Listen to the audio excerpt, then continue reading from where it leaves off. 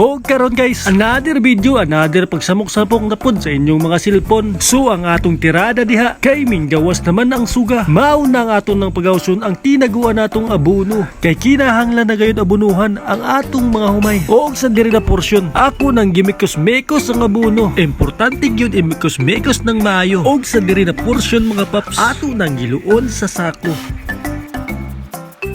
Og sa diri na porsyon laktod na kita sa humayan. Og syempre magsugod na kita sa paglabak sa abono. Mao na ang birada na punta diri. Mao ni kahayahay ang usa ka mag-uuma. Nainig human sa pagtanom na abi ninyo makapagpahuway na. Pero dili na mao. Kay human sa pagtanom daghan na pud kay bantayan. Ang pinakauna diri na imong kinahanglang bantayan ang peste na kahol. Kay kung natanom lang humay, naa na pud nay mo kitkit sa imong humay. Og sa kinahanglan na pud ka mo palit sa medisina na para sa kuhol. O kung wala na po'y kuhol, sagbot o damo na po ang imong kalaban. Kay dili mo sulig ang imong humay kung daghang sagbot nga mulatay. Kay ang imong abono kaunon ra sa buutan nga sagbot.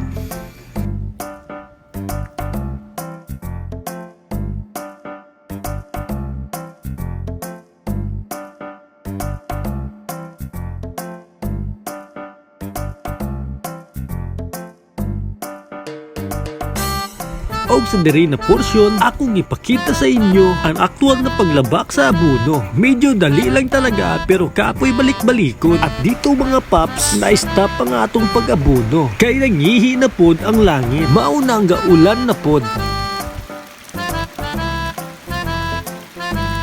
Maunang nagmuning-muni na pud ko diring dapita og nanghandoy na pud na maabot ang pangandoy. Naka nang nangita karon sa video na makatabang pud kanako sa imuhang simpleng pag-follow. Og sa diri nga porsyon, medyo hapit-hapit na gyud ta mahuman. Kay medyo hapdos na pod ang akong likod. So diri na lang tataman mga pap og ayaw ninyong kalinte, mag-like, follow, and share the video.